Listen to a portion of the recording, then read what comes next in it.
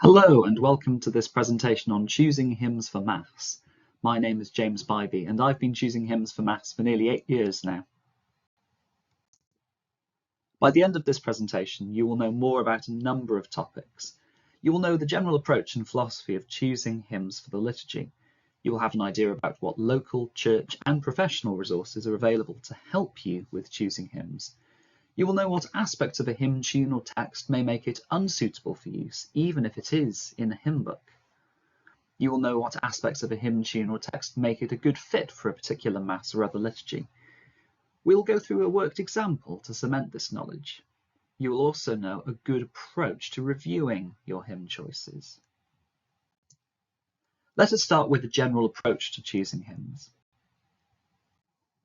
The Liturgy Office of England and Wales make it very clear what the order of priorities is with regards to choosing any music for the Mass. The liturgical role of the music is paramount, followed by the pastoral role, followed by the musical role. First and foremost, hymn texts you choose should be liturgically appropriate, relevant to the readings of the day, concordant with church teaching, and not containing heresies. Secondarily, hymns should support the congregation in their worship and their liturgical understanding, and so should be accessible to as many people as possible with clear messages. Finally, if possible, hymns should be musically cogent, useful in your church setting, and pleasant to sing or hear. How do you make sure that your hymn choices are liturgically appropriate? A good approach, recommended by many groups, is to read the readings of the day. You will naturally make some links between hymn texts you know and these readings. With more connections, the more experience you have. You should at the very least have a clear understanding of the main themes of the readings. Reflect on this. Talk to other people about this. You will find yourself having to be quite prayerful to approach this well. The Spirit will guide you as you reflect on all these things. How do you make hymn choices that are pastorally appropriate? Return to those liturgical themes and think about whether the hymn text fully communicates these themes, or whether it actually communicates differing themes that might be off-putting or confusing. Hymns should be accessible to people of all ages and people from different cultures. Think about your specific church. Reflect on past successes, where people were religiously influenced by the hymns of the day and where the hymn choices chimed well with the homily given. It is important that the congregation are fully involved in the liturgy at Mass, and so you should make sure that the congregation sing a substantial portion of the music that you use. Finally, how do you make good musical choices? The key thing is to think of the congregation and whether they enjoyed the music. You can invite feedback in lots of ways, but often the informal verbal feedback one gets, often "I liked the hymn," or "that one wasn't familiar to me," will be most helpful. As part of your musical planning, invite feedback. Also think about what sounds nice to you. In your church, you will probably have a mixture of use of a hymnal and use of printed sheets, with a small number of churches printing a sheet weekly or displaying hymn text on TV screens. This being the case, you should see what hymns are actually in your hymn book locally and focus on these. Highlight hymns that you could consider using. Most hymn books index hymn texts alphabetically, even if they are in a different order in the book. Turn to the back of your hymn book and look for this. As you plan music more, you will build confidence. It is a skill that can be improved at all stages. You will also get faster as you progress. Learn from people with experience in your parish before they move or retire, and then you can pass this skill on. Don't be afraid to make gradual change. If you are gradual with change, it will be a lot less daunting. Next, we will think about what resources are available to you to help you with planning hymns. Firstly, you can turn to the Missal. Lots of hymns are based on the Latin propers, the introit, offertory and communion music. The propers will cover the themes of the day nicely, and so serve as good inspiration as well. The readings of the day are always useful. The Liturgy Office of England and Wales publishes the list of readings for each Mass, which you can then consult. In addition to this, the Missal may include a preface specific for some Masses, which gives further thematic guidance. Some Missals also include reflections, such as the CTS Roman Missal, although this may only be for feasts and Sundays not in ordinary time. As an example, I will be using a reflection found in the CTS Sunday Missal 2024. Here, for the 5th Sunday of Lent in the year A, they include a reflection on the themes and readings from that Sunday written by Pope Francis. I personally find these reflections very useful, a short snippet of a good homily of the day without having to ask the clergy at church to write this in advance or to consult previous homilies which are rarely recorded. This may not immediately lead to a hymn text to choose, but it's good background information. Similarly, we can consult the introit and the collect of the day. Both of these reflect a summary of the themes of the day. Again, this can be very helpful when choosing hymns, and these, due to being simpler, often do lead to me thinking of particular hymns that fit. Look to what has been done in the past. This will be useful inspiration and also has the added benefit of not causing a dramatic and potentially upsetting change for the congregation. If you are lucky, you will have music lists covering at least the last 3 years, therefore the 3-year ABC liturgical cycle, although there may be some Sundays missing due to the changing time of Lent and Easter. As an example, here is a previously used music list at Fisher House Catholic Chaplaincy in Cambridge. Because this is clearly laid out, with clear names of the hymn tunes used and including hyperlinks to sheet music and recordings, this will prove useful for choosing hymns in future. If you do follow earlier advice to consult the index of hymn texts in your hymn book, you will have a list of these. If you're lucky, your predecessors may have even kept a list of what tunes the congregation is most familiar with locally. Focus on familiarity with tunes, as you can always introduce a new text to an existing well-known tune, whereas the converse is not true and requires more thought and effort. As an example, here is a list of familiar texts and tunes at Fisher House Catholic Chaplaincy in Cambridge. You will see how there are significant gaps between the hymn numbers, which excludes hymns that are in the New English Hymnal used at this parish, but which are infrequently used and so unfamiliar. This makes it substantially easier to choose music that people will know. Separately, a list of the entire contents of the hymn book is made. This is less essential, especially if you have access to physical copies of the hymnal for consulting the index. This information may also be available electronically online, such as from websites like hymnary.org. Your hymn book may be thematically helpful by separating hymns into sections based on liturgical season or themes. As examples, the New English Hymnal is mainly seasonal, whilst Laudate is mainly thematic. If you need a generic hymn for a particular theme or part of the Mass, this can be helpful in limiting how many hymns you need to consider. There are lots of professional resources available. In the UK, there are 3 major resources that I would personally recommend. The recently launched Diocesan Music Planner from Southwark Diocese is very useful, especially for hymns. It is freely available, although it is not yet available for all liturgical years. The Liturgy Planner by Decani Music is a practical resource for choosing hymns, giving a range of common Catholic hymnals. It currently costs £30 to access a download that covers all 3 liturgical years, which is quite reasonable. Music and Liturgy by the Society of St. Gregory is another magazine which is very detailed in its coverage of the readings of the day and can help you to form you into a good liturgist. It's slightly more expensive at £40 per year, being published in 3 instalments. There are lots of other resources available as well. Let us now cover some reasons why you may not use certain hymns, in particular certain hymn texts. The first major exclusion is seasonal. If a hymn is very specific for a particular season, you should only use it outside of that season if you have a very good reason for doing so. This means that Christmas hymns should not be used elsewhere, even in Advent. There are restrictions on language in the liturgy, such as the replacement of the Gospel acclamation Alleluia with an alternative, such as Glory and Praise to You, O Christ, during Lent.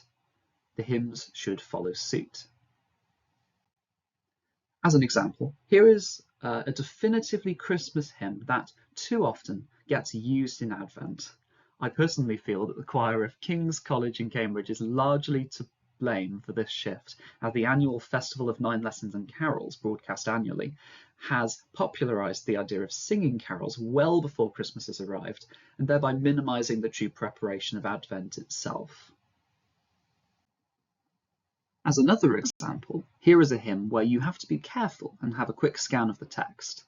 It is not obvious from the first line of the hymn that it will have the word Alleluia at the end of each verse, making this unsuitable for use during Lent. You have to either read the text or know from context that this is an Easter hymn. Another major exclusion for hymn text is heresies. There are too many heresies to list, and unfortunately Protestantism has a very strong presence in the English language. I would argue for three broad things to look out for in hymns in English.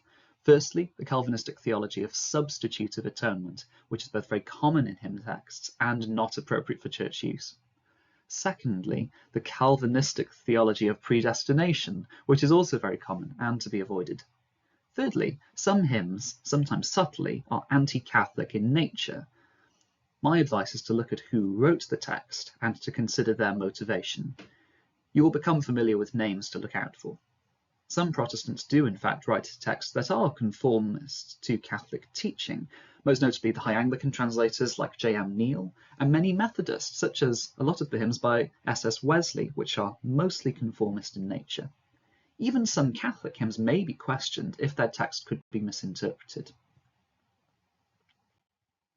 As an example, one of the most popular modern Protestant hymns is In Christ Alone My Hope Is Found by Keith Getty.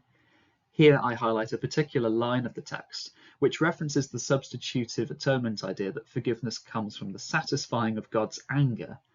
When one tries to reconcile this with the parable of the prodigal son, and with our knowledge of God's infinite love and mercy, one will see why the Church regards this as a heresy.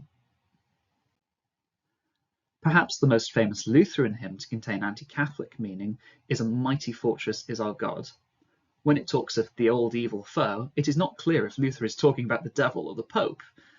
Reading the text, you see why this hymn has been called the Marseillaise of the Reformation. Here is an example of a hymn that a small proportion of Catholic parishes have discouraged or even banned, All Are Welcome by Marty Haugen. The supposedly offending verse is the very first line, which to some might imply that it is us who build up the church, rather than God's grace working through us. You can make up your own mind about whether this is ambiguous or not. Next, you should consider the composer. The vast majority of composers are fine to use, but certain composers should be avoided. This is most relevant in relation to living composers who have damaged the church and its members, especially those with credible allegations of abuse.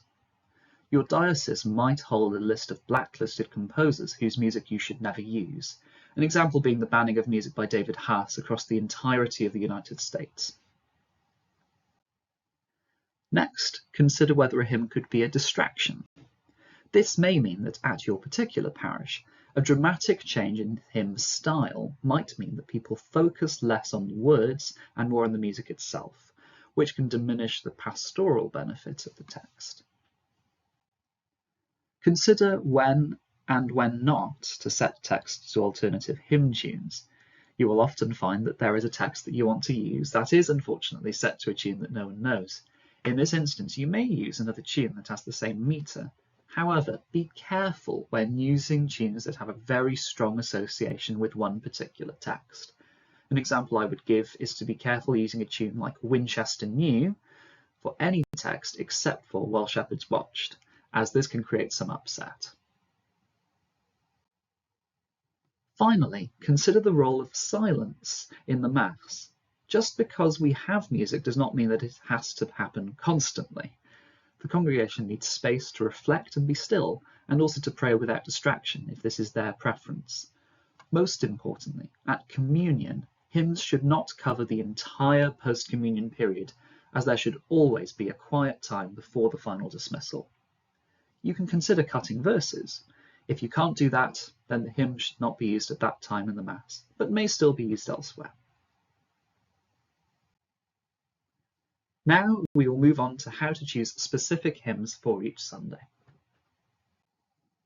If you have followed earlier advice to familiarise yourself with the readings of the day, you may notice textual similarities. Some hymns repeat things said in the readings. One example I would give is "The Lord's My Shepherd," retelling the psalm of the day on a number of Sundays, especially Laetare Sunday in Lent. Many hymns in English are based on the Psalms, a legacy often left by earlier Catholic music and also by Calvinism. Another example is the contemporary hymn "We Should Glory in the Cross of our Lord Jesus Christ," which is an exact quotation from the introit of Maundy Thursday. Look for links like this. Some hymns are specific for a particular day. This is most relevant to feasts and major holidays within the liturgical seasons. One example is the hymn "'Tis Good, Lord, to be Here," which is highly specific for Transfiguration Sunday. Another example is the hymn "Jesus Christ is Risen Today," which is not a general Easter hymn, but instead highly specific for Easter Sunday. The today aspect means that it would even be inappropriate to use it at the Easter Vigil of the Triduum. Another example, to make the point, is the hymn "Hail the Day That Sees Him Rise," which is highly specific for the Feast of the Ascension. Some hymns are more generally applicable to a liturgical season. A few examples of generic Easter hymns are "Thine Be the Glory" and "This Joyful Easter Tide," which contrast with the earlier example of a specific Easter Sunday hymn. Failing the above, you can always turn to themes and parts of the Mass. There are lots of generic hymns for the offertory and communion, with a few communion examples including "Soul of My Saviour," "Sweet Sacrament Divine," and "When I Survey the Wondrous Cross," which can all be used at communion on almost any Sunday. Some hymns might not have textual similarities, but talk about a relevant theme, and so give another perspective to the congregation. I often find that choosing hymns like this takes a bit more thought, but is a lot more satisfying when you get it right, and is the true test of a liturgist who must act like they are writing a homily for the day. Mood should also be considered. In general, entrance and dismissal hymns can represent a more celebratory mood, to encourage people to spread the good news and to live the gospel, and so hymns may be a bit louder and more exciting. You should also consider shorter texts for these times to match your church, as you do not want to keep the clergy waiting, but also don't want to cut lots of verses that are liturgically relevant. At offertory and communion, the congregation needs to be in a more prayerful and reflective mood, and so hymns might well be quieter to match. Longer texts may be preferred at the offertory, especially if your priest has a silent offertory with incense, where the hymn can feasibly cover quite a long period of time. You may also prefer a longer text or even a chant at communion to cover both the communion period and some, but not all, of the post-communion period. This is also beneficial, as lots of people don't sing while they are in a queue for communion, and so a long communion hymn gives them a chance to sing at least some of the hymn. Following on from the previous suggestion, keep length in mind. Guidance is clear that you should not let music drag on too long, disrupting what the priest is doing. Some hymn texts will have a star or other marker by verses that may be cut, and in this instance, you can put on the hymn board a message like "omit star." You can also consider omitting specific verses of your choosing. In many churches, you will see that the hymn is stopped arbitrarily halfway through, which in my opinion is not good practice or very liturgically informed, as those later verses may be the most relevant to that particular Mass. We have already discussed using alternative, better-known tunes where needed. When doing this, consider the meter, as you must make sure that this matches. Just because a tune has the same meter doesn't mean that it will have the same prosody, which is word emphasis and rhythm. So sing through the text the new tune to see if the prosody works. You will need to make this very clear to your musicians to avoid mistakes being made. In general, avoid setting highly specific tunes to unusual texts, as previously discussed with relation to Christmas hymns. Also, be careful with introducing new hymn tunes. In general, never introduce more than one novel tune on each Sunday Mass, as each novel tune will lead to a worse pastoral outcome as the congregation focus on learning the tune rather than interpreting the text. At this point, you might well have lots of hymns planned. You may well find as you go along that some hymns could be used for multiple days that you plan for. We have already discussed that certain hymn tunes can be quite generic, good for a certain period in the Mass, no matter the week. You'll also know about the hymns that only work on one particular feast or Sunday. Avoid repetition of texts. The best way you do this is to maximise the use of specific hymns, and then you can spread more general hymns out to fill the gaps. Tunes can be repeated more frequently, but my advice would be to not repeat hymn tunes on the same feast or Sunday. I would also advise not repeating text within 6 feasts or Sundays. That was quite a lot of information to take in, so we will now use a fully worked example. Let us pick an arbitrary Sunday, the 29th Sunday in Ordinary Time in the year C. From the Liturgy Office, we know that this has no special solemnity and falls on the Sunday in the period between the 16th and the 22nd of October. The Liturgy Office also has a special prayer intention for this part of Ordinary Time for the spread of the Gospel, which we can have in the back of our mind. First, let us consult the readings of the day. We may find these by looking at Liturgy Office resources. Let us focus on just the year C, assuming the second option for the Gospel acclamation. Let us start by just looking at these key quotations that the Roman Missal draws out from each of the readings. If you wish, you may pause now and consult your Missal or Bible to gain a fuller understanding. When you have done so, pause again and reflect on the core themes that jump out at you. These were some of the themes that stood out to me. You might have some similar and some different themes. We can look in more detail at the Roman Missal at this stage. Some Sundays will have a reflection or a special preface, but 29th Sunday in Ordinary Time C does not, which is similar to other Sundays in Ordinary Time.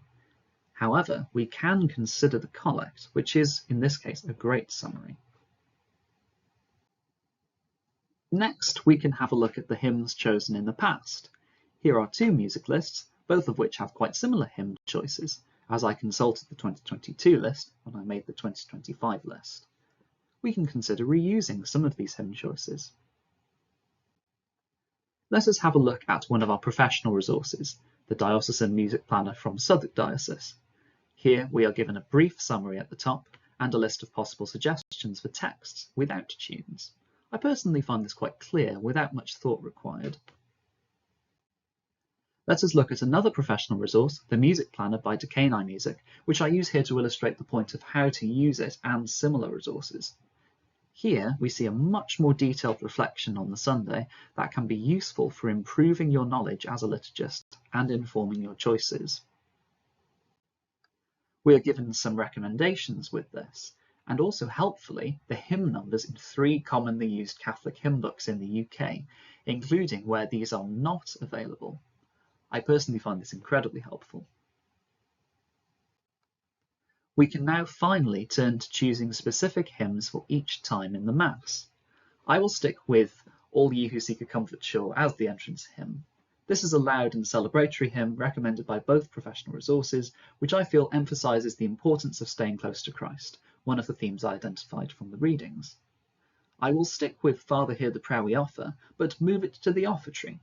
This is a well-known hymn at my church, recommended by one of the professional resources, and which focuses on the theme of prayer, and thus complements the other hymns by covering the full meaning of the Sunday. I will use Centre of My Life at Communion. As a refrain verse hymn, this is useful for people who do not have sight of a hymn book whilst waiting. It is recommended by one of the resources and strongly fits the theme of being close to God and God protecting us. It is also quiet and reflective, good for communion. I will introduce a new hymn at the dismissal, Though the Mountains May Fall. This is a simple tune that can be picked up quickly and is very appropriate for the theme of the Lord's strength and protecting us from evil that I identified earlier. This is recommended by the professional resources and is best to introduce here at a time in the Mass when the congregation have more mental space to focus on it. As part of the hymn selection process, you should ensure that choices are reviewed before finalising the list. Perform an administrative review. It is important that all musicians, especially instrumentalists, have access to sheet music for hymns in advance. If available, recordings can also be helpful for personal practice and for familiarisation with new tunes. This is a good opportunity to check that you are not repeating tunes or texts too frequently. Perform a logistical review. Here, see if you physically have all of your musical resources available for singers, instrumentalists, and congregation. In particular, you might need to print some music. The congregation can benefit from sheet music for less familiar tunes. This is the time to make sure that you are respecting copyright for each music, not just for printed sheet music, but also for recordings. Live streaming counts as recording. Here is an example that I dealt with recently. I wanted to use the text, "How shall I sing that majesty?" which is out of copyright. In the New English Hymnal, it is set to a tune that I thought that the congregation would be unfamiliar with. Therefore, I wanted it sung to the more popular tune, Co Fen, which has the same meter of 8686 doubled. This tune is still in copyright at time of recording. I therefore started by producing a sheet which has both the music and the words on the same page, which would be useful for musicians to avoid the wrong tune being rehearsed or singers having difficult page turns. Before printing, I made sure that the parish had the necessary license to cover the payment of royalties for this use. Finally, have your musical choices reviewed by the clergy. They do not need to be involved in hymn choices and likely do not have time for this, but it is good to ensure collaboration with the whole liturgical team. Clergy have a responsibility to make sure that music is liturgically and pastorally appropriate, accessible to as many people as possible, and good for both regular attenders and new congregation members. They may have suggestions that prompt a review of your existing work. Thank you for listening to this presentation on choosing hymns for Mass. If you have any questions, please do let me know and I will try to get back to you as soon as possible.